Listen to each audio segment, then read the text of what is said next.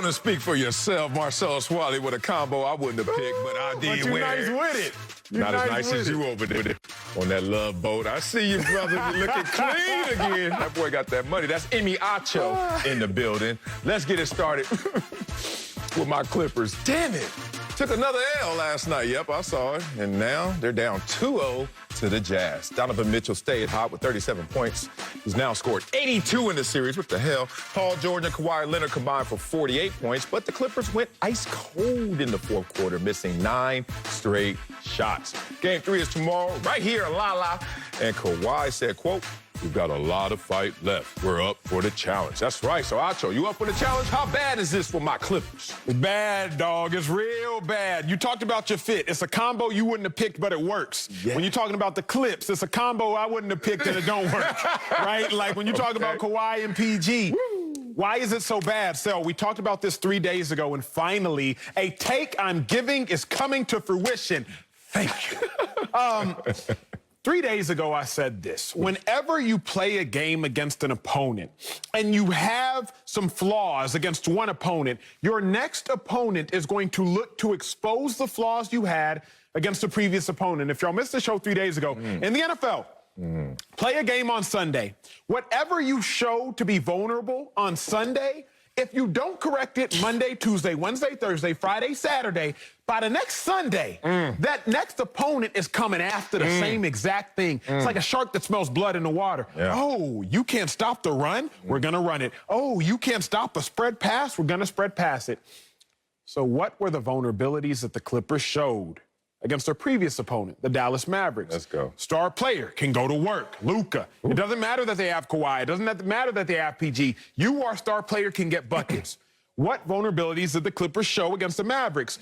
PG can disappear for periods of time, and even Kawhi can disappear for games. What are we seeing now against the Jazz? PG disappearing for periods of time, and Kawhi disappearing for games. 21 points, Kawhi? It's bad, Sel, because this is no longer an outlier for the Clippers. This is who the Clippers are. We thought, well, Luka's just out of this world, which he is. But Spidey's just out of this world, which he is. But somebody got to stop it, because Devin Booker going to be out of this world, too. The Joker's going to be out of this world, too. Somebody has to find a way on the Clippers to neutralize superstars. You would think the Clippers superstar could do it in Kawhi Leonard, who's also a superstar defender. He hasn't been able to. PG, you would think he could do it. He hasn't been able to. You did remind me, Spidey is a much different player than Luka. I get that. But they're both superstars. So find a way to neutralize a superstar. The Clippers cannot. It's real bad because... Oh, come on now. Now you pouring it on. I have to. You got some Epsom salt with some Morton salt. Salt bring out the flavor. Salt bring out the flavor. Damn, I thought you were done with it. Come on, man. Mercy rule. It's real bad because the Jazz are better than the Clippers, right? Just overall. The Mavericks were not. The Mavericks were not better than the Clippers. So when the Mavericks beat the Clippers the first 2 games, ain't a big deal. Clippers, y'all can win 4 out of 5 because you're better. Yeah. When the Jazz beat the Clippers the first 2 games. Now, Marcellus, the Clippers have to win 4 out of the next 5 games against a team that, in theory, is better than them. Okay. And for me, that's bad. You done? You done with the iodine poisoning over here? All this salt you poured on me? Oh, God. Boy, when you're down, look out for feet, because they're going to kick you when you're down. And that's my boy Acho, kicking me while I'm down. And it hurts this time. This is bad. This is bad. Like, it's weird. We've been here before. But this one feels worse. Yeah. This one feels different, in part because you said it. We're playing against a better team. Like, that mountain that we have to climb once again, it's not insurmountable, but it's just a little higher than before. Dallas Mavericks series, we're down in this 0-2. Didn't matter. We knew that we were better than them, and that gave us some security. That gave us some solace. Yes, sir. We don't have that same security and solace in this situation, even though it seems like we're facing kind of the same animal with a star-driven team that also has the support of others, especially a Jordan Clarkson. Jordan Clarkson overachieving. Jordan Clarkson went out there and had playoff highs in points, field goal percentage, and three-point percentage. Jazz are overachieving. Even though we know that Spider Mitchell was a beast, they had the highest field goal percentage and three-point percentage of the playoffs. We saw the best from them, and we still almost won that game on the road. So let me talk about when you've been in despair, when you've been in a desolate position before. Your security is you've come out of it before. Kawhi Leonard down 0-2 last series, we came out of it. Kawhi Leonard down 0-2 in his championship run with the Toronto Raptors, wins that series 4-2, goes out there and wins a championship. You look at us now, we've been here before. So we have a little confidence that we can rise once again. You heard Kawhi's comments and quotes. Here's the problem, though. Why we keep coming right back to this same place? We are the one that's in a bad relationship and always looking at somebody else. Oh, it's on her, man. She like to hang out. Oh, no, he a bad boy. No. You need a mirror, and the Clippers need a mirror right now. 94/50, big-ass mirror like the court. Look at it, because right now we have not figured out our winning formula. We're too inconsistent in our own ways. Look at the Clippers in this series. Look at our matchups, and look at what Coach Lou, who's doing a great job, but what is going on? Give me the rhyme or reason why Rondo plays 28 minutes in Game 1 and none in Game 2. Tell me, please. Terrence Mann only played 1 minute, and in Game 2, Lou said he's out the rotation. Pat Beverly played 6 minutes, Game 1, 21 minutes in Game 2. What is going on? Where are the shoes that match? We walking in the shoe closet just grabbing anything, walking out, look at the mess. We need to get our stuff straight. I was about to curse.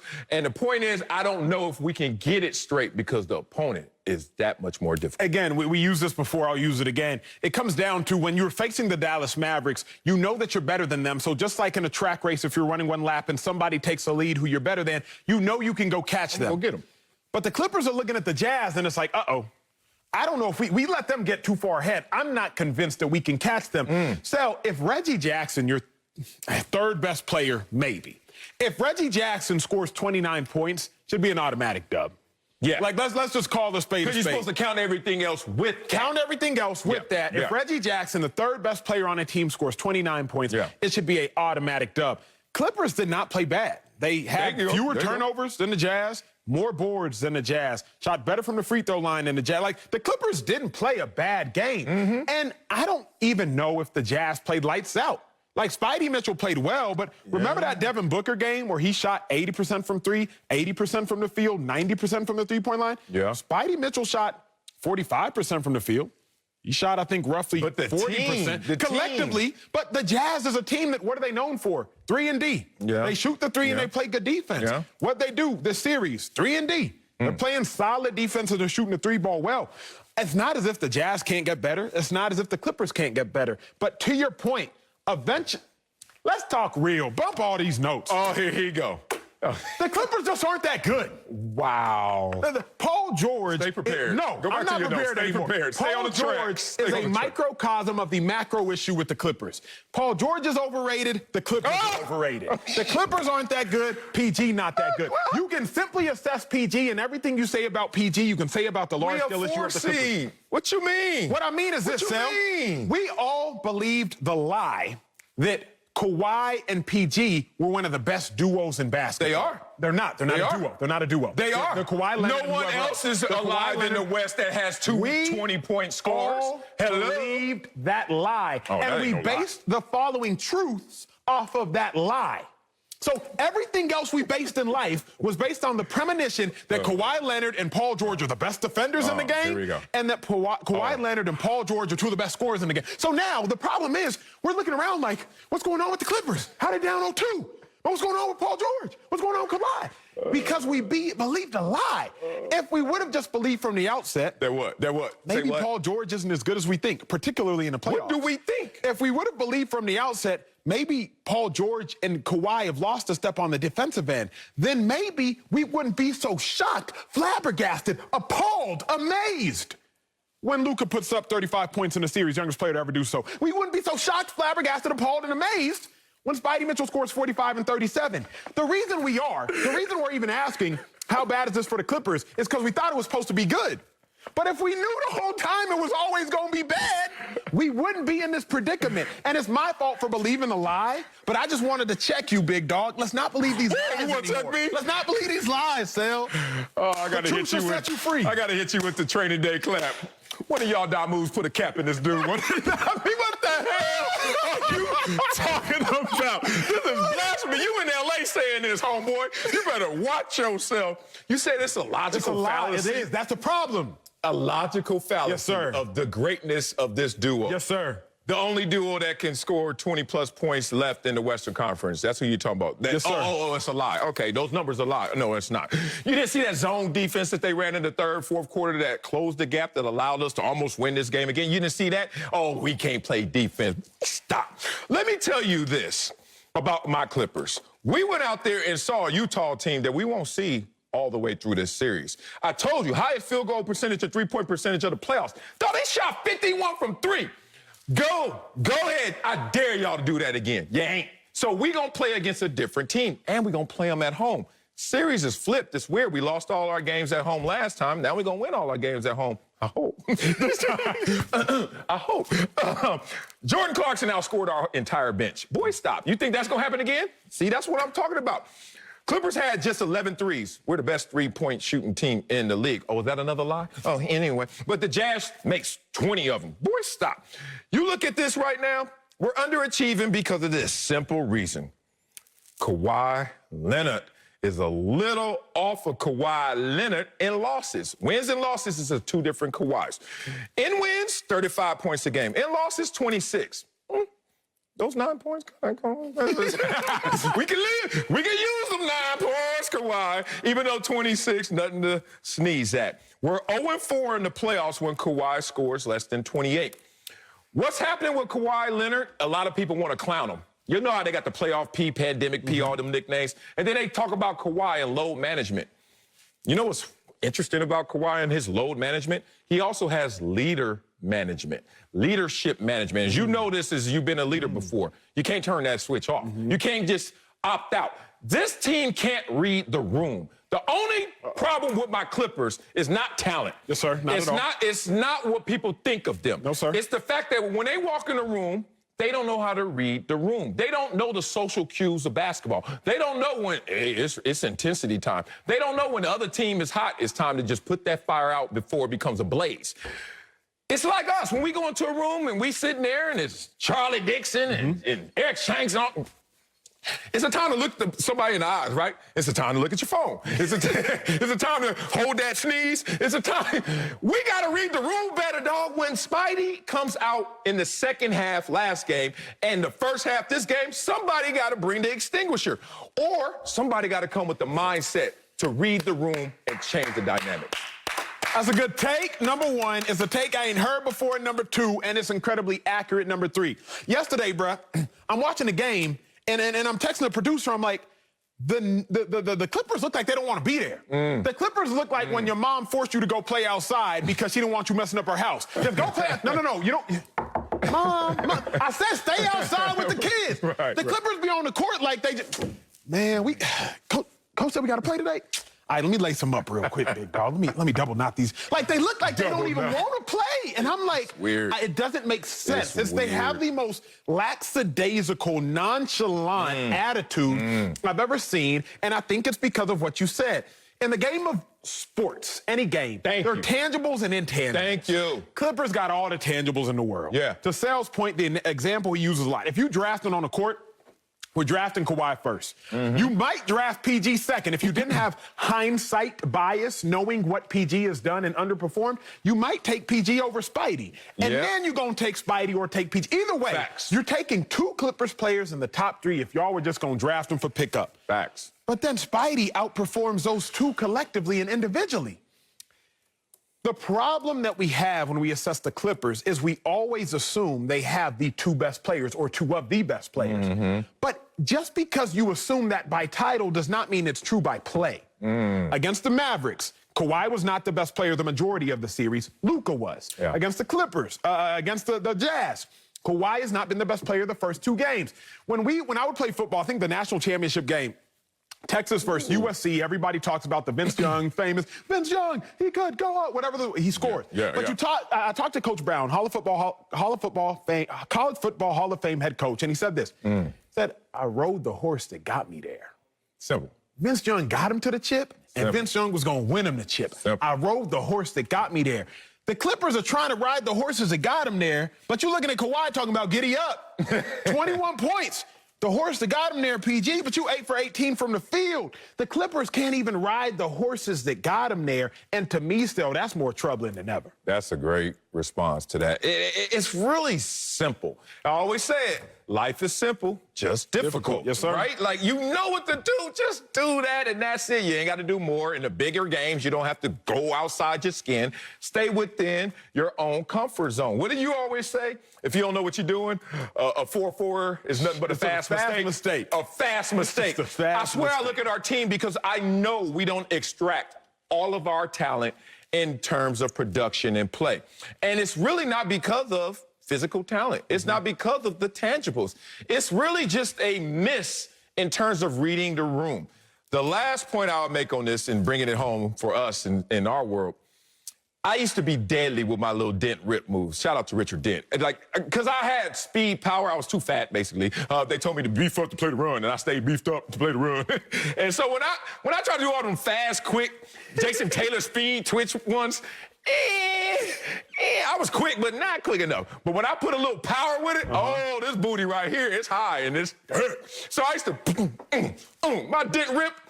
But the thing about it that I had to learn from Bruce Smith is when to use it. Okay. How to apply it. Talk to us. Because it was my best move, and it was going to work. But first play of the game, it ain't supposed to work. That dude is on full octane, and he's like, I know he got that dead rip power. So I got to lull him to sleep, or I got to know what he's coming out for. Just like in a pass block, there's different ways they set. Sometimes they attack you. You be like, boy, you better stop playing with that. And then sometimes they come back and just try to throw you off punch. Read it. You got the talent to counter all those things, and you can apply yourself. But damn it, why it ain't happening consistently? The Bucs got back in their series last night with a much needed win over the Nets. Giannis and Chris Middleton combined for 68 points. Kevin Durant had 30 points of his own, but his Nets were held to their lowest scoring output this season. Brooklyn is still up 2-1 in the series with Game 4 on Sunday in Milwaukee. My guy, Slick Rick, the Bucher, he's back with us. But Marcellus, you up first. You confident the Bucs gonna make this a series, big dog? Hell no, they ain't gonna make this a series. Boys went out there tongue wagging, trying as hard as they could. Three-point victory. And that three-point victory came with some overachievement by these same Bucs. Chris Middleton, I see you, big dog. Way to show him that you are a true number 2. 35 points, one shy of your career high in the playoffs. Giannis and Chris Middleton combined for 68 of the 86 points. That's the highest percentage of any team's points by any duo in NBA history. Giannis, Chris Middleton, that's it. That's all y'all got. And here's the thing. I'm going to give you guys one. I'm not a thief anymore. But I used to take stuff all the time. I told you guys story after story high. I used to steal. Yeah, I used to be that little dude. Pyro and klepto. I was wondering what happened to my watch after the show the other day. Hey. Keep looking. Here's the thing. Here's the thing. I used to be a thief, like, overtly. And then sometimes I used to walk in the grocery store and just eat everything when I was in there because my grandmother told me as long as you don't leave here with something, it's not stealing.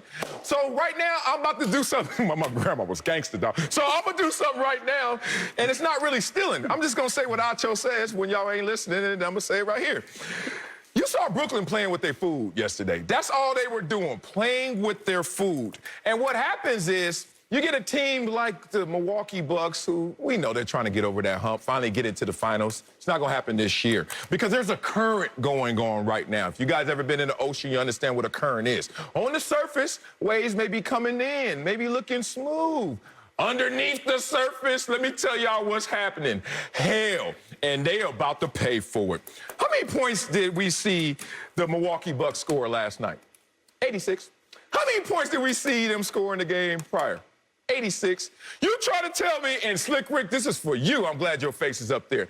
The Brooklyn Nets are playing that type of defense, even in defeat. Y'all got to be careful what y'all staring at, what y'all looking at. Y'all keep looking at, oh, look at them. Only 83 points, fewest points this season. You're looking at the offensive production. They are sneaking and strangling this team where it's going to hurt the most. If Brooklyn is going to be the team that goes out there and you're betting won't score over 86, you're fooling yourself.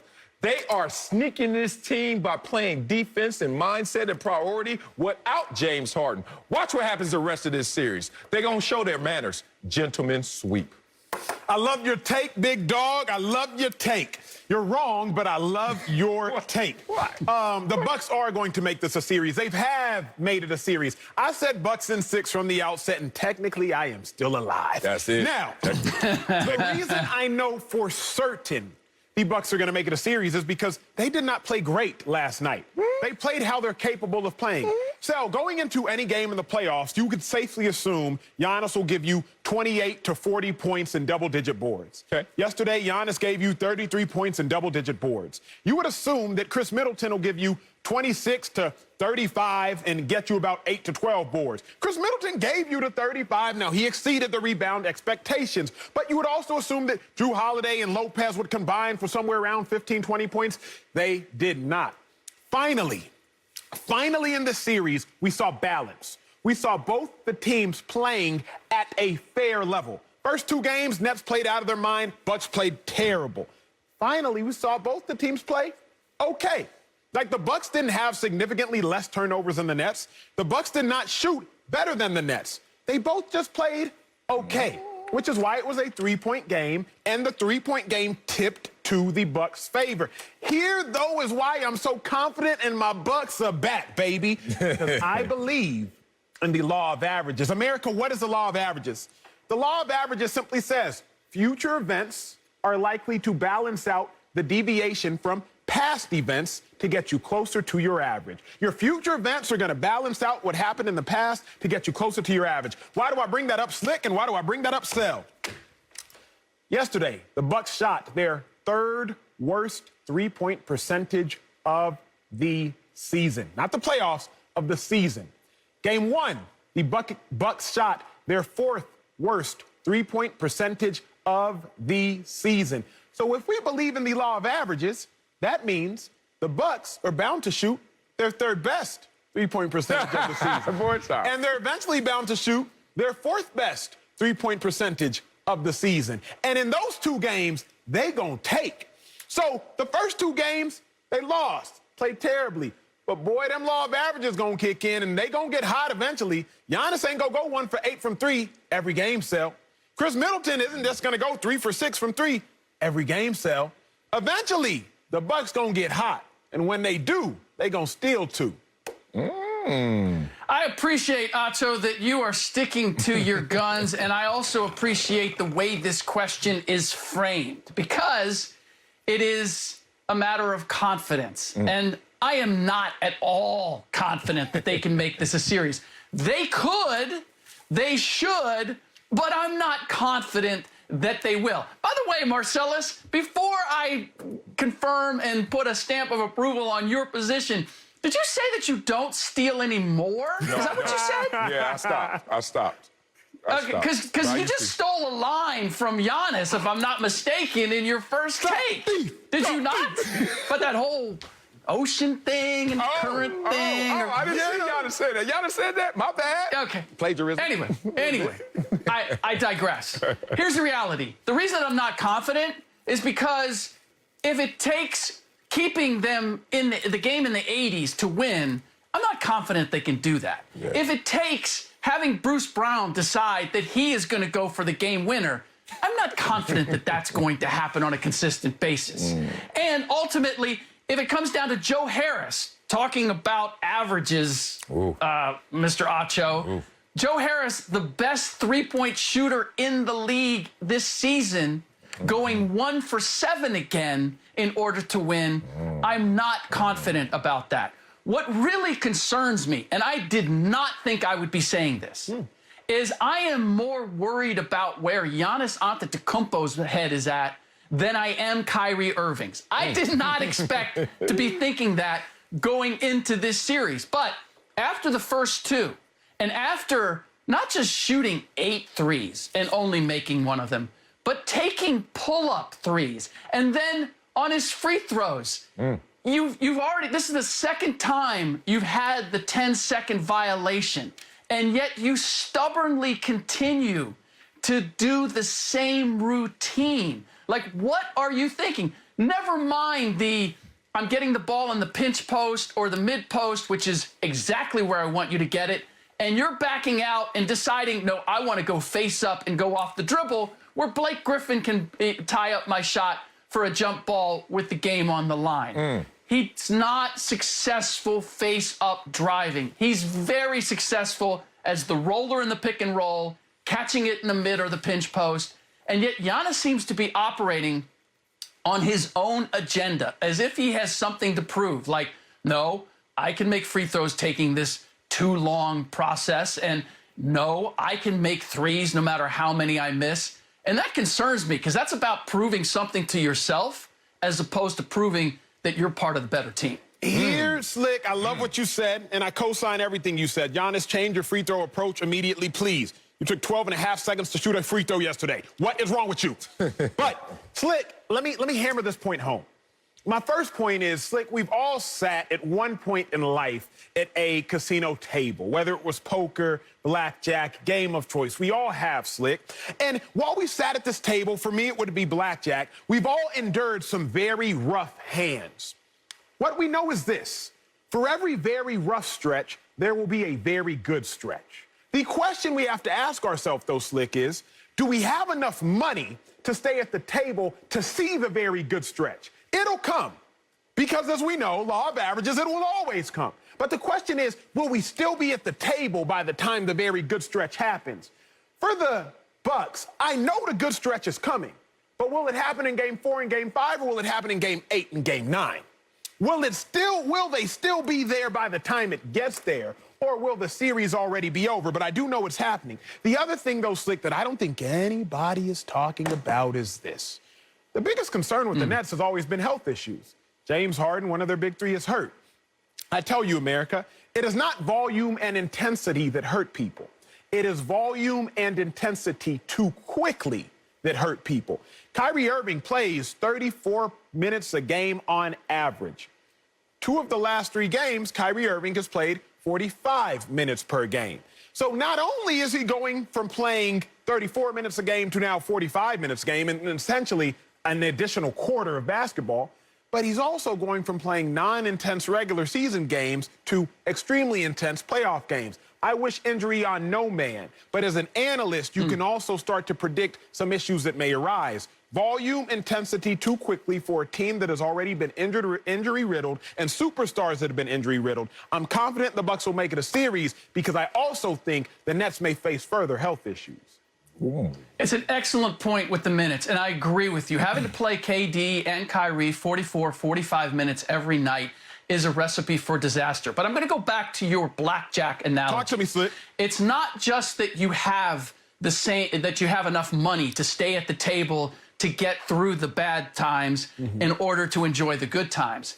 It's also a matter of sticking to your principles and the basic laws of blackjack. And not losing sight of that. When Giannis Antetokounmpo is shooting 8 pull-up threes, when that percentage does not work for him, doesn't work for him in the postseason, doesn't consistently work for him during the regular season, you need to stay with what works. You need to stay with your principles even when you're not getting the results that you would hope. And that's where the Bucs concern me. I don't like their overall approach to the game. There are other teams in these playoffs where I look at them and they may be losing, but I'm like, yeah, but you're going to be okay because of those law of averages. Things are going to come around, and we're going to talk about one of them before the show is over. But in this case with the Bucs, and Giannis in particular, he's doing things that are not efficient, that go against the best practices for him in any game, much less a playoff game. And that's what concerns me, that they're going to be able to turn this around. Man, I'm with you, Slick. You're over here preaching right now, even though I got on the preacher suit. Let's talk about it. You're talking about the formula for success. And what I see from the Bucs, why I have no confidence, is because their formula for success, they are not sticking to that script. You just pointed out, Giannis, 1 for 8. That's not how you guys going to win. Even if they all go in, that's not what coaches want to see. Coaches dictate a philosophy. They call the plays because they're trying to create predictability, reliability. We've all been here before. I have messed up and succeeded. Like, I didn't do what I was supposed to do, and it worked out. Now, here's the problem. To the outsiders, everybody's like, all right, clapping at the results. On the inside, I'm feeling a little uncomfortable because I'm like, I can't replicate that. And if you look at this, Acho, Giannis 1 for 8. The law of averages say he won't shoot that low again. You know what? The law of averages is going to say he's going to go 2 for 11 if he thinks this is the way for them to go. Because Giannis suffers what a lot of tremendously gifted athletes suffer What's from. that? It's the curse of the gifted. It's the process of fundamentals. Look, I was tempted to skip it as well, but I didn't. But I was tempted, and we all know what that is. You're in practice, and you're one of the gifted ones. And so all of a sudden, coach says, just run these cones and go through these hoops. And you're starting to say, man, I'm past that already. Look at the results. So you skip that. Meanwhile, little Jimmy over there hitting it, because Jimmy like, man, I ain't nowhere near you, Marcellus. I got to do all these little things. And then one day, Jimmy meets Marcellus, and Marcellus is not on his athletic high, or Jimmy is on his athletic high. But then the fundamentals are what keep you going down that process. Giannis just skipped a step or two. And it's okay because he's still going to be able to out-athlete most moments. But if you notice, in high-leverage situations or playoff situations, all of a sudden, a lot of this foundation collapses. Why? Because the fundamentals really aren't in place. Whoa. Let's head to Seattle. Wow, where there's been plenty of drama surrounding the Seahawks, and it all centered around Russell Wilson. This offseason has been filled with reports of frustration and trade demands, but Russ finally addressed the media yesterday and gave his side of the story. Take a listen. In terms of the trade talks, I think that anytime you play professional sports, there's always a possibility of something happen, right? And I think that's just the reality. I think that there's a lot of teams out there that people were saying that I was going to or would go to. I requested a trade. I did not request a trade. I've always wanted to play here, and the reality is, I think calls were getting thrown around and this and that, and I think that's just a reality. But I think at the end of the day, the real reality is that I'm here, and I'm here to win, and I'm here to win it all. Hey, what Andre say? If you say real talk, I probably don't trust you. If you say real reality, hey, Russ, chill. All right, Acho, do you believe Russell Wilson did not request a trade? It's tricky, right? The question in my head was different. The question, okay. Do I believe he did not request a trade? Okay. Yes. You believe he did not request a trade? Yes. But me too. So, Let's talk. If I walk up to my boss's office and say, man, it sure would be nice to, get another car. Man, Marcellus, it sure would be nice if my co-host gifted me a new watch. It's not requesting it, technically. Technically. That's a hell of a wish. It's a hell of a wish, but it's not requesting it. Wish. I don't think Russell Wilson ever said, I want to be traded. But what he did approve of was the 4 destinations he would be comfortable being traded to. But I don't think Russ ever, specified that, yes, he wanted to get out of there. But I think that Russ knows. And we even heard him over the course of his speech. He was like, I didn't request a trade because he was like, that's the truth. And I don't think Russ is going to go out there lying in Cavs. But he was definitely okay being traded. He said, I want to be here. I want to go to Turks and Caicos. I want to go to Bora Bora.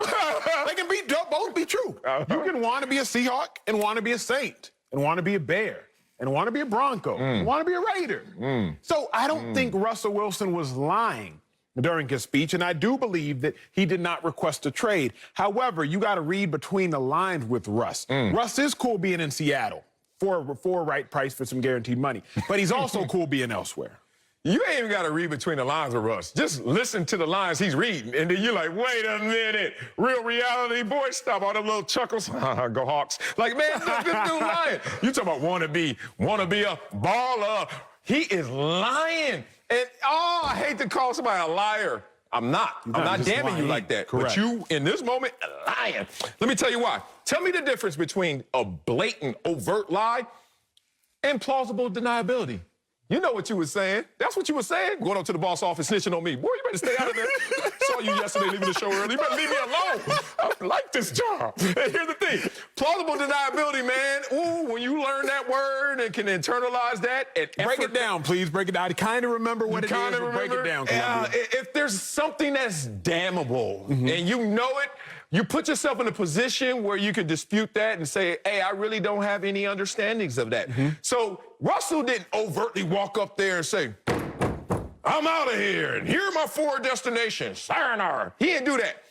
His agent did it. His agent said, look, we right now are at an impasse. This is how they talk. We're at an impasse right now. And, well, you know, we both want to win in this situation. So here's a, oh, wow. There are 4 teams here. What is your favorite teams? And so anyway, I've been through these negotiations. This is so funny. Russell Wilson wanted to be a Seahawk. He wanted to be a Seahawk on his terms. That's why I told you a couple shows ago. There is no unconditional love in this world except for your kids, maybe. I say maybe because I know some badass parents. But for me, it's your kids. And Russell had conditions on the love he had for Seattle, and they weren't meeting all of them. Whether they were right, whether they were wrong, all I know is plausible deniability saved you this time, Russ. Got to bring in Fox. That was nasty. Got to bring in Fox NFL analyst Bucky Brooks. Excuse me, sugar. So, Bucky, you believe Russell Wilson did not request a trade? Nah, look, here's what Russell did. What? Russell opened up an IG account. He sent it to the DMs, and he just said, "What's up?" That's it. And he left it at that. That's it. Because what he did is he said, like, well, I didn't really holler. I'm just making a friend. So I just said, "What's up?" I didn't do anything. I didn't do anything wrong. What did I do? I'm just trying to be cool with them. And so that's what Russell did. He's hiding behind what we call a technicality. You ain't wrong, but you know you wrong. So the Seahawks can't really say anything, and the 12 can't really be mad at him, but they know. You know, and I know. Yeah. Russell, you know what you Yo, we're in them DMs. Bucky, everybody killing this tape. Bucky killing this tape, Sale killing this tape. Because we all have been there, or we all know someone who's been there. Somebody does something nice. Congrats with 3 exclamation points and like a heart at the end. It was a typo. I mean to say no heart. I was just saying congratulations. You gonna be mad at me? And then you know this. You turn it on him. You gonna be mad at me? What, for saying congrats? So I can't congratulate nobody no more? I can't say good job? Nah, Russ, you're not slick. We're reading between the lines here. But I do think this. I think for Russ, it all comes down to and comes back to money. Russ wants some guaranteed bread. Y'all heard him during the speech. He said, whenever I get paid, or I get paid to perform. Russ, why are you talking about money right now? Because even when he's trying to clarify what is going on in Seattle, he's still trying to clarify what's going on in Seattle. Even when he's trying to let y'all know, no, I'm dedicated, I want to be here, I want to win, he still had to bring up, I get paid to win games. And we've done a lot of that here. What's the crux of the issue with Russell Wilson in Seattle? After this year, he has no more guaranteed money. He has been sacked more than any quarterback in NFL history over an 8-year period. Being sacked and getting hit has a direct correlation to getting hurt. Getting hurt has a direct correlation to you losing money, and he has no guaranteed money. So Russell Wilson is still getting back to the crux of the issue even during this presser. So he made sure he's going to be the politician. He's going to say he didn't request a trade. He's going to be a company man, but he's going to remind all of you exactly why we're in this predicament in the first place, and it's because he wants his money. Yeah. Woo, let's talk about this again. I keep saying with Russell, he's different. You ain't got to read between the lines. Just listen to the lines that he reads, and he will tell on himself.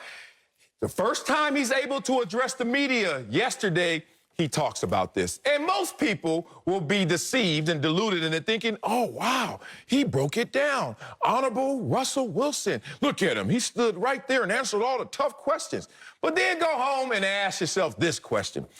If Russell Wilson was now burning down the house and burning all the bridges that he had built in Seattle this entire offseason with all this frustration and trade request or not, why would he wait to this moment to address it if it was something that wasn't going the way that he wanted it to go?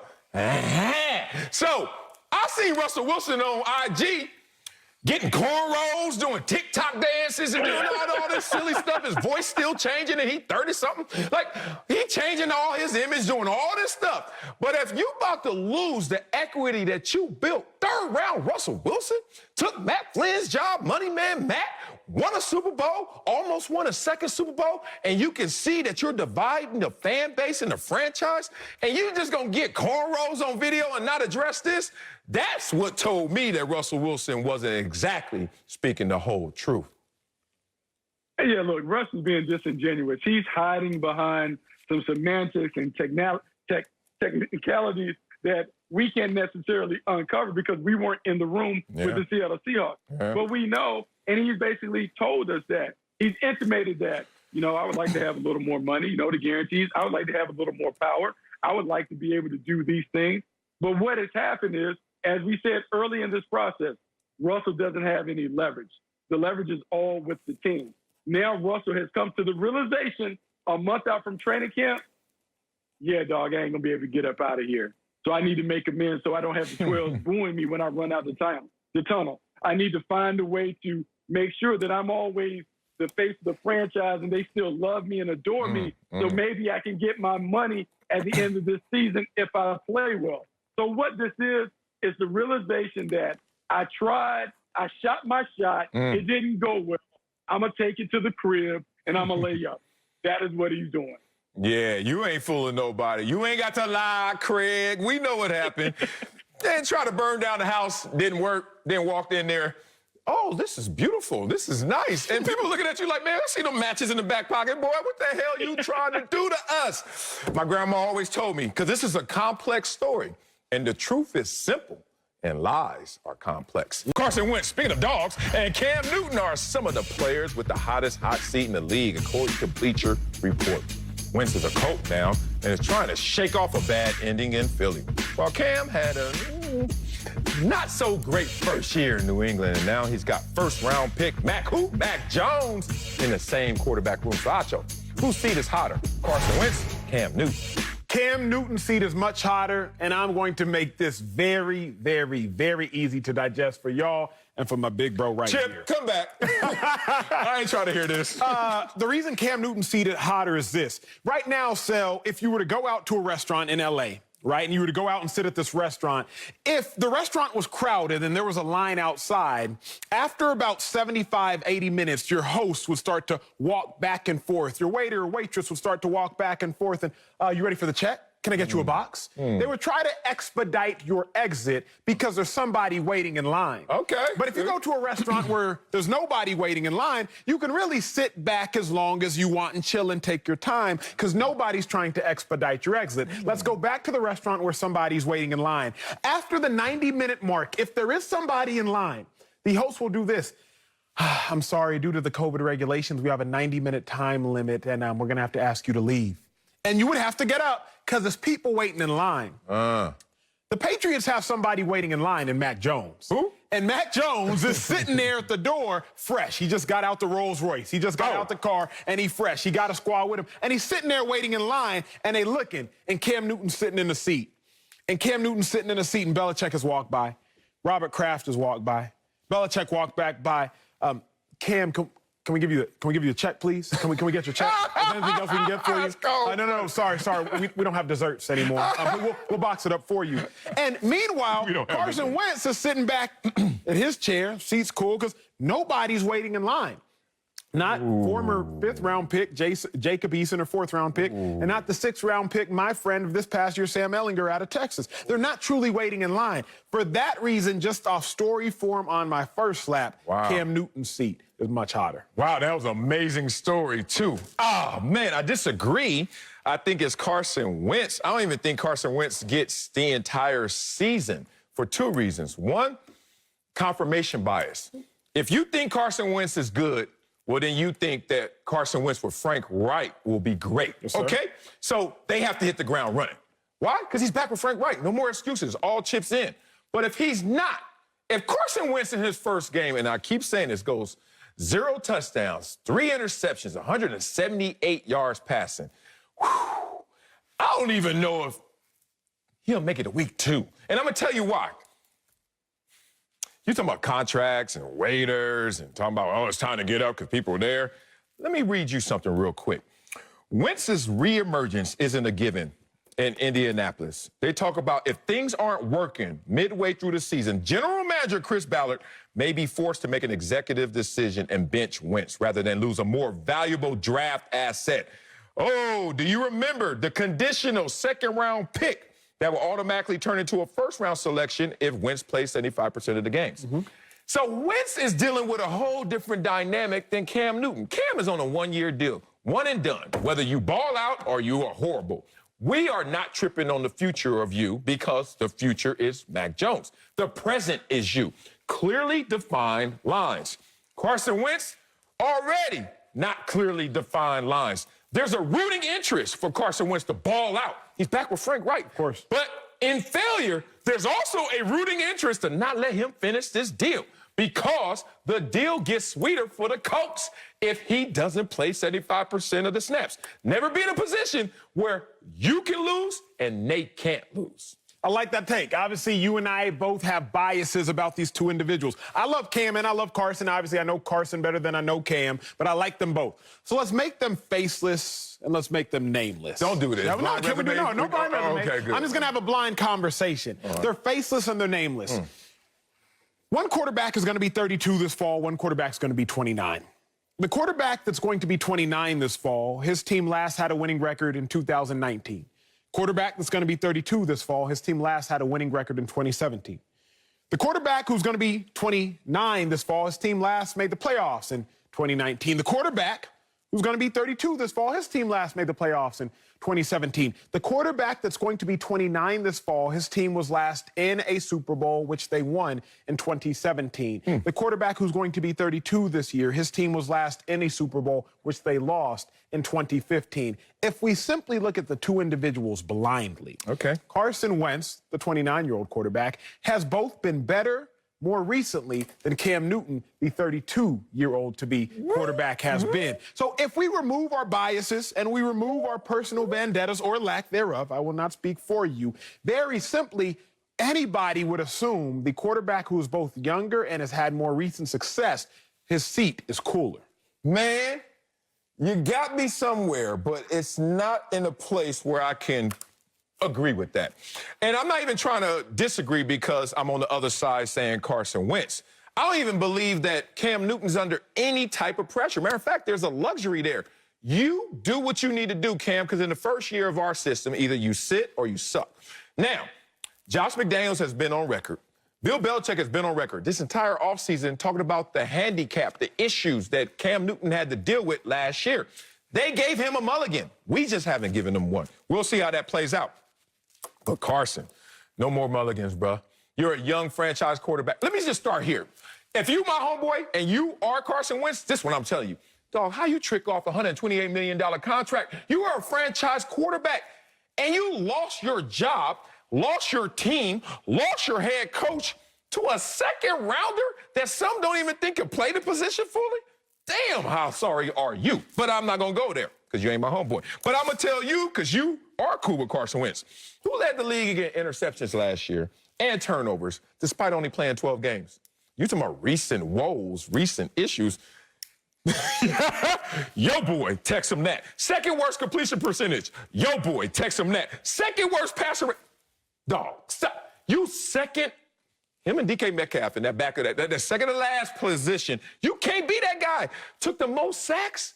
You took the most sacks. And you a $128 million man. And you trying to tell me his seat ain't hot? They want to figure out, dog, was that an anomaly?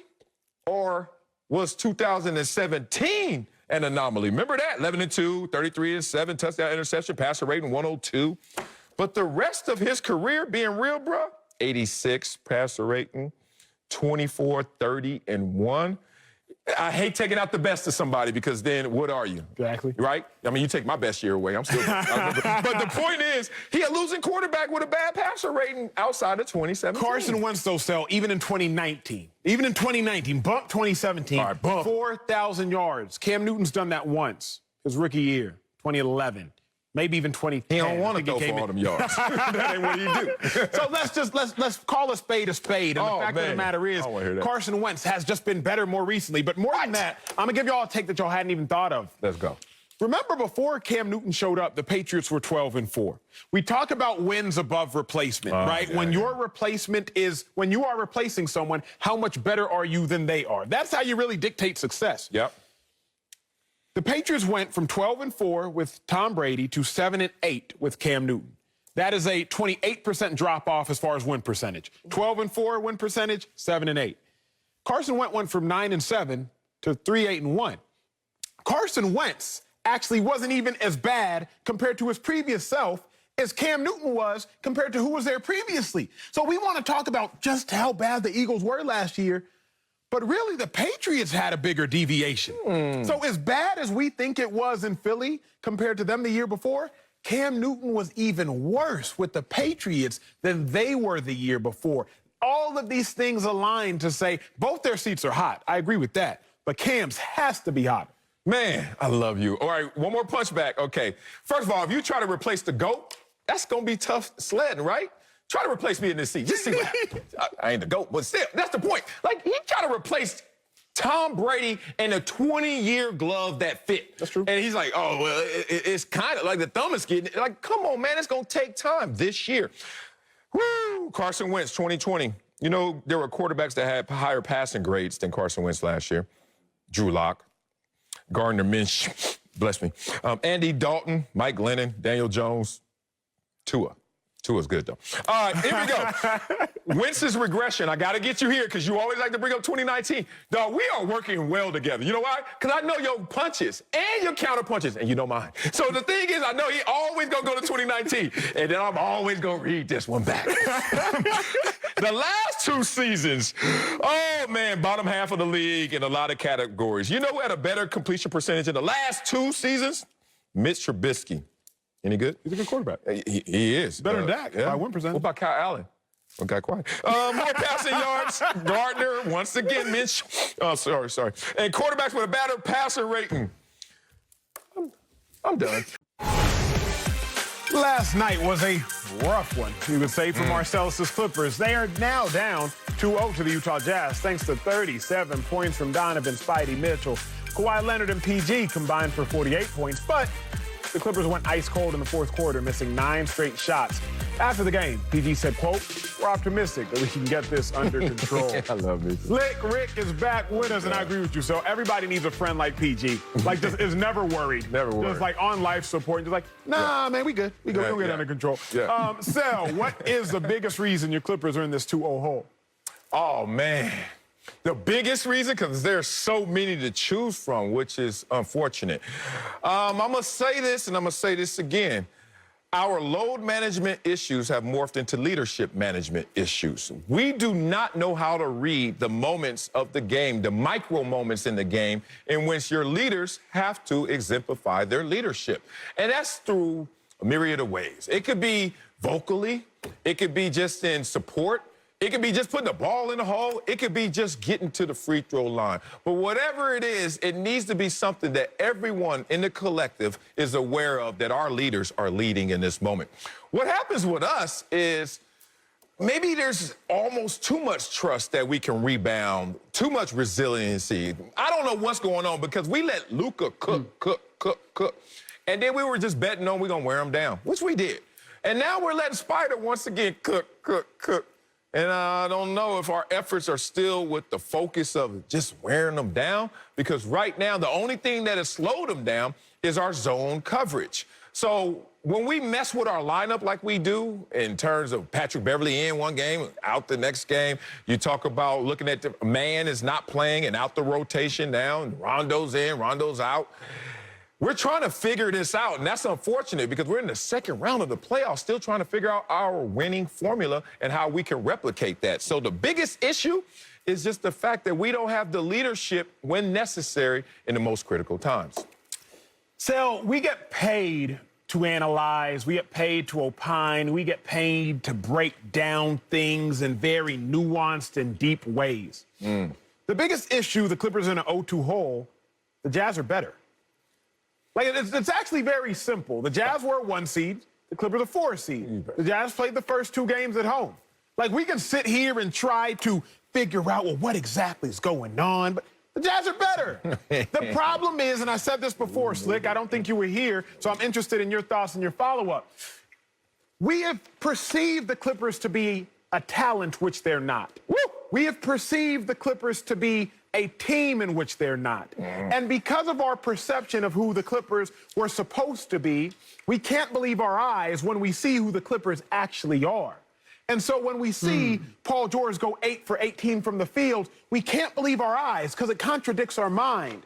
When we see Kawhi Leonard not have the killer instinct in a game 2 as opposed to a later on game, we can't believe our eyes because it contradicts our mind. When we see the Clippers down 0-2 with a team that's supposed to have less superstars than them, we can't believe our eyes because it contradicts our mind. The fact of the matter is, the Clippers are not as good as we want them to be. They're not as good as we've made them out to be, and now we're seeing the reality, and it contradicts our mind, so we're grappling with the truth of the situation.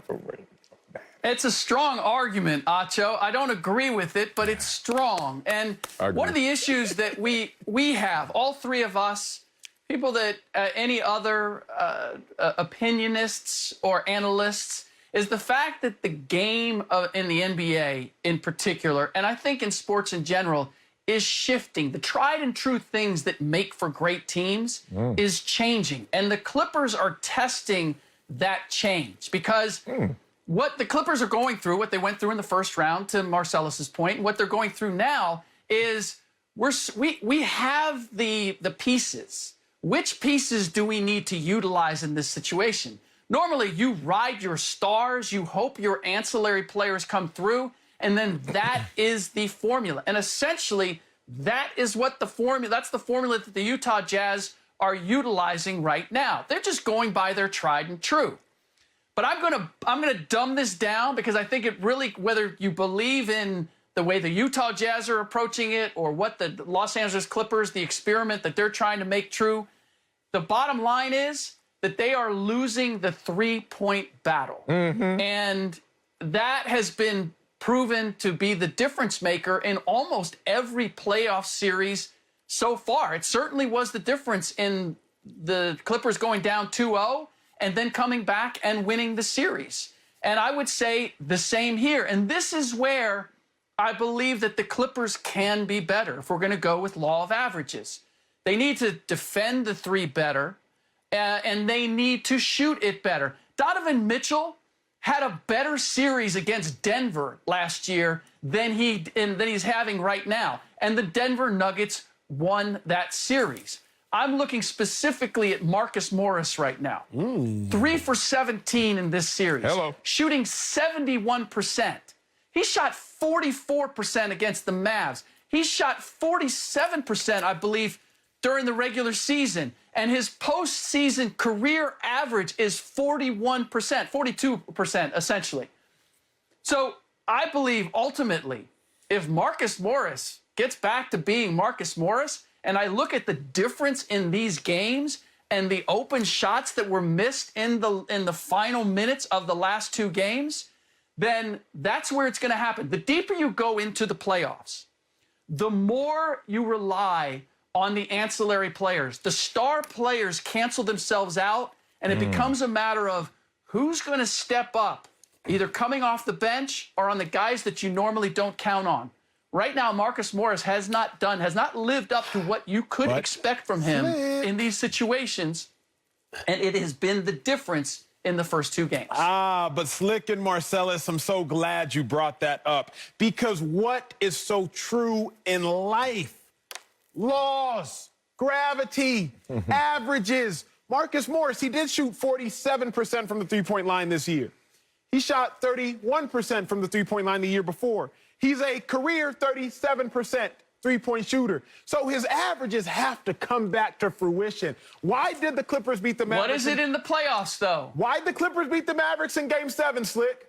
That same Marcus Morris who we're complaining about went 7 for 9 from 3, way above his percentile. So he saved them previously when they didn't deserve to be saved, shooting 78% from the three-point line. Oh, wait a minute.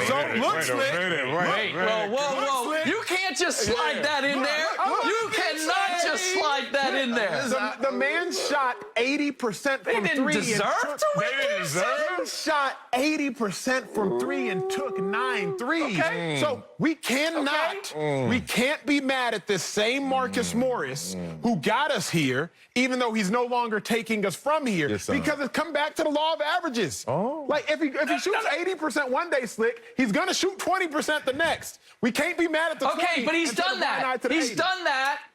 And he's not going to continue that. He's not going to continue to shoot. He's not going to make 7 for 9. He's certainly not going to shoot 3 for 17. All I need is for him to get back to shooting his 41% that he shoots during the postseason, and we're good. Thank you, man. Woo, Acho talking about it. We don't deserve it. Oh, we deserve it if we get it, if we've earned it. That's some latent Lakers hate right there. That's what that is. No. Yes, but y'all don't deserve. Y'all didn't deserve to necessarily win that series. What do you mean it didn't necessarily? No. This is a whole separate segment. Thank you, man. You give me emotion eye. No, up here. because I'm getting really emotion eye. Slick, I'm over here doing what you have called me to do, and I'm over here doing the math in my head right here. Slick, what do you want? What did you want Marcus Morris to shoot from the 3-point line? What do you want him to shoot? 42% is what he shoots in the postseason. Great. You said he's 3 for 17 in this series. Yeah. And he was 7 for 9 in the game 7. That means over his last four games, he's 10 for 26. You went to Dartmouth. I'm going to let you do that math, but it's real close to 41%, Slick Rick. Y'all stop complaining about the man who is blessing you when he's not blessing you, because at the end of the day, Marcellus YFC, stop. Put your calculator away. Put your calculator away. Was it above or below 41%? 38. Was it above or below 40%? It's 38%. It's not average. Okay, all I need is 2. All I need is 2 more threes, and I'm good. Yes. 2 more threes, and I'm in OT, or I got to win. Yes. And Slick get me broke outta it here, down. Sal. Nah, Slick broke it down, man. Like, all right, let's talk law of averages. You think Utah's going to shoot 55% and 51 from 3 again? Because that's what they shot last time. Highest field goal percentage and 3-point percentage of the playoffs.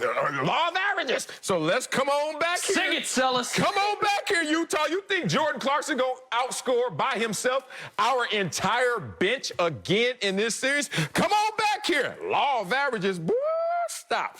Let's talk about what's wrong with my Clippers. Let me get back on subject because that was fun with y'all.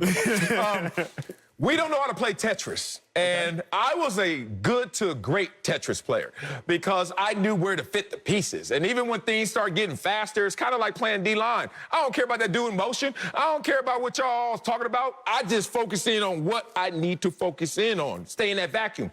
That's Tetris. That's what we don't do. Put the proper pieces in the lineup. Put the proper pieces in position all the time consistently. That's why we keep playing with our food, as Acho says. I know in football, there is a blind stat that you can walk up to any coach in the NFL and tell him that stat differential, and he'll tell you who wins the game. Acho, it's called turnover. Turnover, yep. You already know. I don't care what happened in the game. I don't care how big, fast, strong, talented. What was the turnover differential? Okay. Slick brought this up. Amazing point. In basketball, it is the 3-point shooting. It's just that simple. And the Clippers' best 3-point shooting team in the NBA is getting outshot from the 3-point line.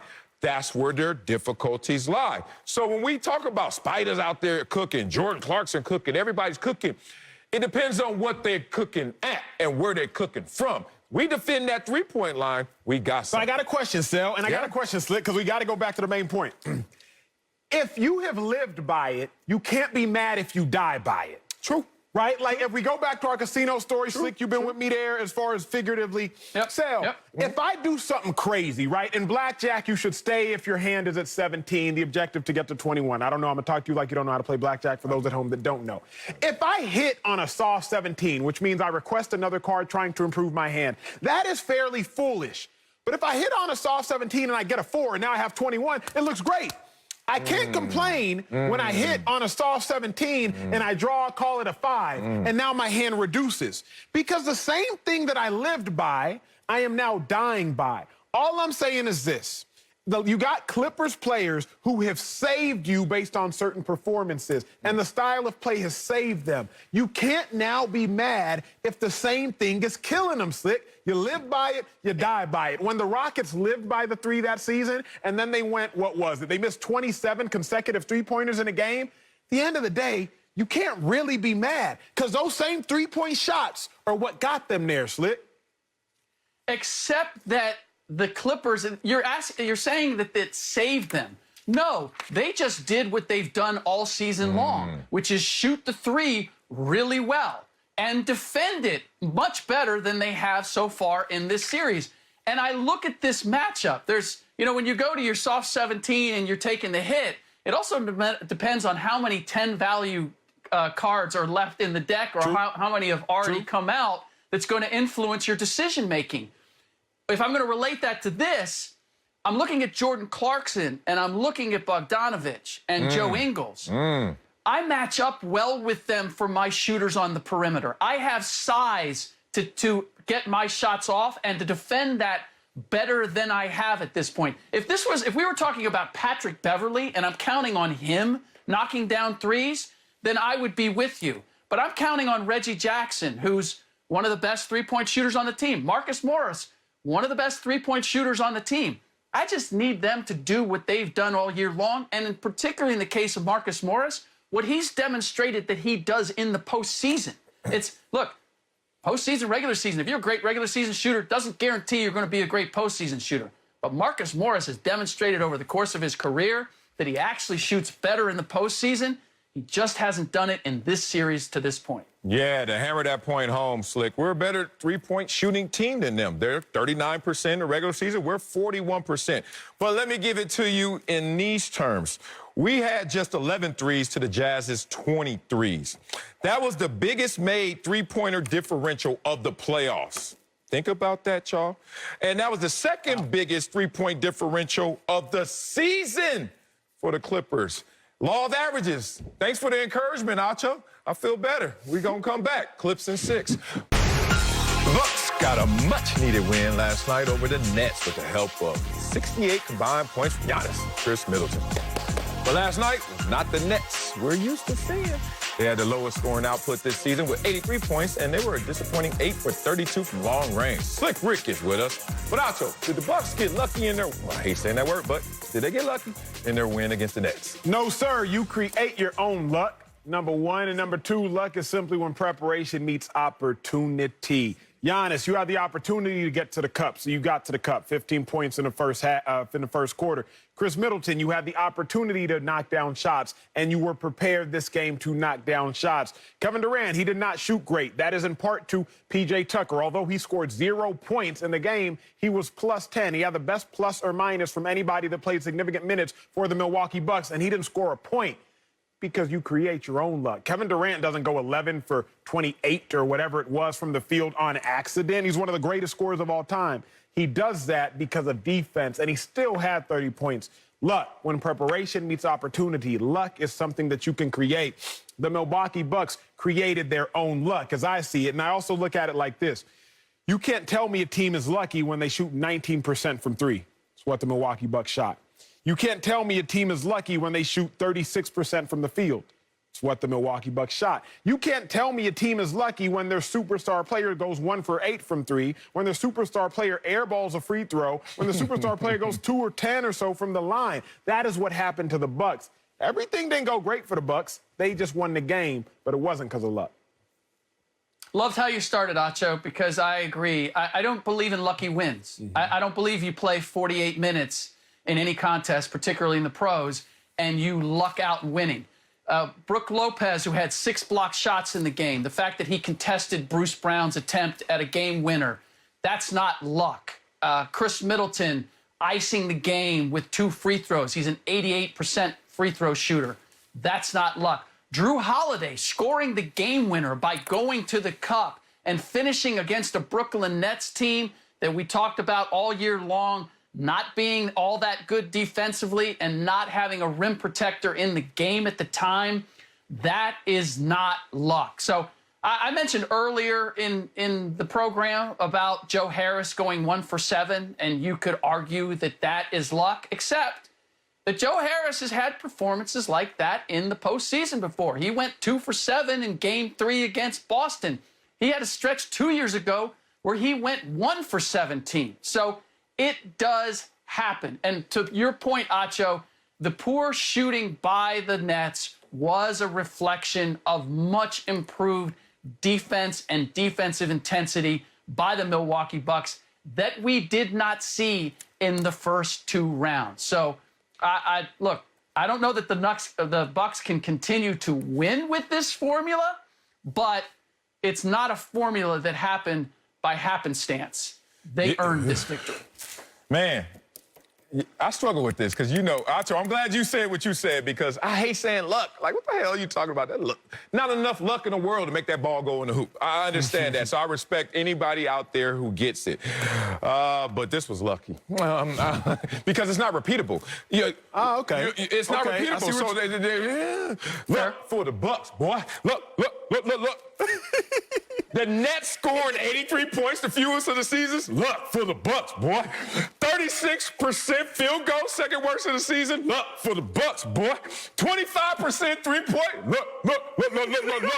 The hell? 8 free throw attempts by Brooklyn. Wait, Slick, have you ever heard Nuck if you buck? Because my dog's Slick. He ain't know what we're going through right now. Look. 7 bench points, fewest this postseason. Look. Joe Harris, best shooter from 3 points, fewest amount of the points in the playoffs this year. Come on, man. Like, y'all know what this is. And they only won by 3. And Brooklyn, this poorest defensive team, held them to 86 2 consecutive games. It's a problem, man. Okay. Call it what you want. It's a problem, Slick. I hear all that, Marcellus, but here's the distinction. We are assuming that we know what the Brooklyn Nets are and what and who they are as a playoff team. Do you know the only 2 players who have played in the playoffs together prior to this year on the Brooklyn Nets? It would be Blake Griffin and Bruce Brown for the Detroit Pistons. Wow. 2 years ago. Good point. There's not a familiarity there. And meanwhile, if I look at the Milwaukee Bucks, Chris Middleton, Brook Lopez, and Giannis Antetokounmpo have played together. This is their 3rd season together in the postseason. So I feel as if I know more of whatever the Milwaukee Bucks are going to be. They have a better understanding of who they are and the way they have to play, and have certainly had more collective success, winning far more playoff series than this Brooklyn Nets team. The combination and how it's going to work with Blake Griffin, Bruce Brown, KD, Kyrie Irving, Joe Harris, Nicholas Claxton, these are all unknown parts. And the fact that they didn't even play collectively together during the regular season all that much, this idea that we can look at what they've all done individually or in various places in their career, and we're going to mash it together, and that's going to result in postseason success. I just think that there's a little bit of a hole there. There's a little bit of an assumption made about who the Brooklyn Nets are, and maybe the Milwaukee Bucks exposed that in this last game. We'll find out. I agree with you. They can't win with this formula, but it doesn't mean that the first 2 games are definitively who the Brooklyn Nets are if the Milwaukee Bucks give them their best game. Check your phone after this segment, and I'm going to text you some crime mob, some Nuck if you buck. I'm going to give you that because this is... Please do. Between what we were talking about before the segment, I got a lot of stuff coming my way. It's coming your way. I got a busy weekend. You know you part of the family. We're going to get you up to speed because this was luck. Appreciate it. Chris Middleton, 35 points, 1 shy of his career high and playoff high. Look. He gonna do that again? Damn it, I wish I knew what you was doing right now. Hey, tell me if you know this. Giannis and Middleton combined for 68 of 86 points, 79%, highest percentage of any team's points by any duo in NBA history. They gonna do that again? Okay, we lucky. The college football playoff could expand from the current 14 format to 12 teams when the College Football Playoff Management Committee meets next week. The bracket would include the 6 highest-ranked conference champs plus the 6 highest-ranked other teams determined by a selection committee. I guess you got 6 at-larges plus the 6 conference champs. Okay, so Marcellus, is expanding the College Football Playoff a good idea? It's a money-making idea, so that's good. You get a little more attention and spotlight for the sport and more money. So, yeah, it sounds great, except there are some cons to this situation. One, I'm just thinking about the athletes. God, I remember when I was growing up, I was like, oh, 11-0 just sounded like perfect. That was college football. 11-0, undefeated. Now they playing 15 games. Now it's going to go potentially to 17 games. These dudes are professionals out there in the amateur status. That's an issue right there in terms of the young, growing body already being taxed to that level. It minimizes the importance of traditional bowl games, as that's already been reduced because of the current format. And games prior to the playoffs just going to mean less just because there are going to be more of them.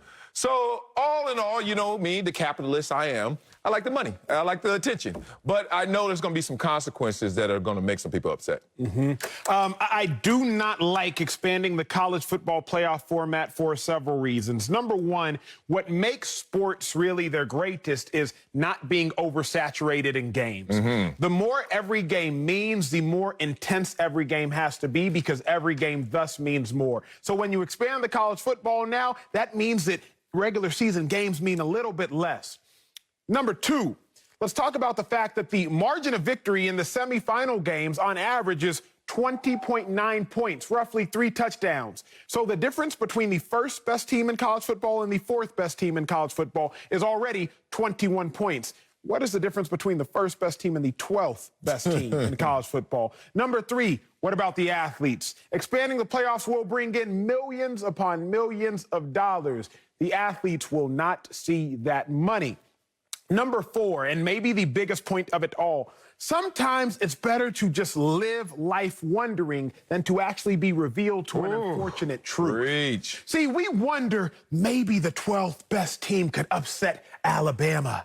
Maybe Central Florida could pull an upset over Clemson. And that wonder is actually much more fascinating than a reality if Alabama were to go out and blow out a 12th ranked team, whether it's a group of 5 or a power 5. But once we actually are faced with the reality, we no longer have the privilege and the optimism of wondering. For those primary 4 reasons, I do not like expanding the college football playoff. Man, great points, great points. I just surmise that this is good for business, but bad for the sport. And people got to understand that those two things can be in the same reality. I don't want to see number 1 versus number 12, and thank God I don't have to. It's number 5 versus number 12 because the first 4 teams But get if the 12 bye. wins. You're going to my other point. I do not want to see a national champion that was the 12th seed. I just don't. I'm sorry, because the 12th seed to me already has 1, maybe 2 losses. 12th seed? No, 2, maybe 3. 2 to 3, Yeah, maybe, 2, maybe depending 3. on the season. How the hell you even qualified to be in that position? It mirrors the NFL, and I get it. In the NFL, where we have 14 teams in the playoffs, and then they're going to now have 12 teams. But I love college football for being something different than the NFL. But, hey, money talks, everything else walks. Your last point was great. You're talking about don't date your fantasy, basically. I've been there. All right, let's go to break. The point is, don't date your fantasy. It is a setup for disappointment. I wonder, though, is this the fantasy? I don't know if the expansion, we look at college basketball, we wouldn't see that, but 68 teams. So why are we bickering? I feel a little petty. 4 teams. Oh, you can't go to 12? Why not? The 2-3 loss thing is going to be hard for me to digest. That messes with my taste buds when I see college football and it's a 3-loss team potentially winning it all. Man, let's hit on that. When I was at Texas, my first 2 years, we were combined 26-2. We lost 1 game to Texas Tech, the Michael Crabtree moment. I'm sure you remember it, in Lubbock. Lost 1 game to Texas Tech. Because of that 1 loss, we can't go to the national championship game. That 1 loss meant so much to us, to Texas Tech fans, to the college football landscape. If that 1 loss would have meant nothing, okay, on to the next. But that 1 game, that 1 loss was so meaningful because it meant so much more before the playoffs. Let's get in our DeLorean. Back to the future. Yes, sir. Should have meant that much. If you could reset that moment, okay, we lost, but why did we lose everything with 1 loss? So the question is, should it have meant that much? I don't know. But let me answer this question. I think it's better for the sport that it did. And it was to my demise. It kept me from going to a national championship game. Now, if you get into all the convolution of it, we lost one game to Texas Tech. We beat Oklahoma. Oklahoma went to the national championship game, although because Oklahoma beat Texas Tech. That's why the college football playoff going to 4, a little expansion, it did help. Because now it's who's going to win that tiebreaker. But Sal, think, because we lost that moment was so big in college football. Yeah, that one moment of like, it kept Texas from the national championship. Yeah. But if we still would have gone to the playoffs as a 6 seed, it don't matter. It don't matter. The next year, we go undefeated because now we realize you can't lose if you want to go to a championship game. So the next year we run the whole table, go to the national championship game against Alabama where we lose. But the moments mattered so much because you knew if you want to get to the dance, you can't afford a blemish. Now you're looking like, oh, so we can drop 2 to 3. Still end up as a 12 seed, especially if you're a big-name program. You're a big-name program, you're going to be ranked number 12. You have to lose 2 or 3 games. It's just, I think it undermines what has been the sport which we've fallen in love with. Talk to me. My example is a little different than yours, but it still feels the same. There was a 6-1 Columbia team versus a 7-0 Dartmouth team. Fix your face. Okay, I don't like how you're laughing at me right now. You're giggling. And they ran us over. They beat us 40-0, so they undefeated. So I don't have an example. Kevin Durant, PJ Tucker got in each other's face in the third quarter of last night's game. According to The Athletic, KD's personal bodyguard, who was employed by the Nets, was the man who charged the court and broke them up. Also shoved Tucker. That's right, earn your money. Draymond Green responded to the incident on Twitter, posting, quote, "This league has gotten so soft. Security ran on the court?" Sacho, do you agree with Draymond that the NBA has gotten soft? No, and I can't stand when people, the league has gotten soft. The reason I don't agree with Draymond is I don't agree with the timing of his quote. Based on the timing of his quote, we have to assume that he's making the quote based on the altercation that happened between PJ Tucker and Kevin Durant. You're not hard based upon what happens after the whistles, people. Hello. Like, what you do after the play stops doesn't dictate how tough, physical, violent you are. What you do in between the whistles does, but what you do after the whistles doesn't. So the Kevin Durant, PJ Tucker, the league, they aren't hard now because they got into an altercation after the whistle. But I think the biggest point which we have to bring up is this.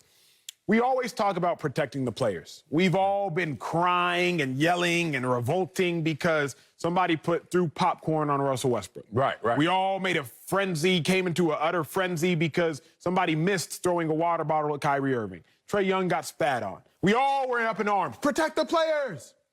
Sometimes you got to protect the players from themselves. PJ Tucker at 6'6", 240, and a grown man will do much more damage than popcorn. Well, like PJ Tucker and Kevin Durant getting into an altercation will do and elicit much more damage than an empty Dasani bottle. So I don't think the league has gotten soft. At least I don't think it's gotten soft based upon a halted altercation. Thank you, man. This is not about the league getting soft. I disagree with Draymond. It's about Draymond and others having the improper paradigm and lens in how they look at life and how they look at sports. It's promoting bad values, tell you the truth. It's soft? Like, hold on. The NBA protecting its players, the NBA having an NBA player protect himself, walking away responsibly from an altercation is soft? What's hard then? Like you're saying, you know what's... That's a good point. Go there, Sal. You know what's really soft? Doing dumb stuff. That's easy. I talk about this a lot. Like, failure is natural. Because if you don't do anything, you're going to fail. But what's hard, what's actually unnatural is success. Walking away from a fight. I mean, you don't even fights I had to walk away from and get called a punk, soft. And I was like, watch me win this war. Because y'all over here battling. That's petty. That's small time. That's small-minded. And it's so crazy that Draymond, with all this platform, and I know what he's doing. You know, Draymond know what he's doing after he plays, too. He's going to be right there on that desk. And these guys promote something that is just not going to help the game grow. It's not going to help any individual player. What do you want to see? KD and PJ Tucker throw hands? Correct. And that's hard? Like, I just don't get where this goes. So sometimes I just look at moments like this, shake my head, and tell my son, do better. But the other thing is Draymond, who I respect Draymond for realizing the game after the game and the game within the game. Like you said, he's going to walk straight off the Warriors and straight onto his set. Facts. So Draymond has been brilliant for how he's conducted himself in that regard. But as far as Draymond and extracurricular, Many people would say that the Warriors lost a chip they should have won 2016 when up 3-1 because one man had to be hard. And Draymond just had to be hard. Hard enough to get ejected, and all of a sudden, LeBron James has his most historical NBA comeback in the history of NBA comebacks because you wanted to be hard. Thank you. Hard enough to get thrown out the game when your team needed you most. Let's, like you said, properly redefine what is being hard and what is being soft, and it's harder to be intelligent in the moment than it is otherwise. No. Tell me this. Tell me this. Talk to me. Is this hard or soft? When Draymond go back to school and college and go to the pub and slap the little kid in the econ class. Remember that? Yeah, Draymond, is that hard? Slapping kids in college. Hell yeah, that happened. The Bucs brought back all the starters from their Super Bowl winning team. And that's giving Mike Evans all kinds of confidence. Evans said, quote, "Our talent is the best in the league." I've been saying that since last year. Yeah. So Marcellus is going to talk. Nope, I'm going to hand it to you, Acho. Change prompter. Mike Evans right there, and the Bucs say that they got the best talent in the league. You agree? I do agree. Because I do, 100%. No, you don't. What team has two legit pass rushers? You got Shaq Barrett, you got JPP. Two bona fide linebackers, Devin White, Levante David. Young budding secondary led by Winfield. Then flip on the offensive side, you got a stalwart first-round pick and tackle. You got two bona fide running backs, two legit tight ends, including one future Hall of Famer, and 3 to 4 bona fide receivers. Cowboys got some receivers. The Browns got some cats, not Tom Brady. Everybody has pieces. The Buccaneers have the whole. Dallas, Chargers, Kansas City, 49ers, Browns. Somebody up there with them. And talent doesn't win it all anyway. So if you want it all, that means you ain't the most talented. That's just the way the game goes.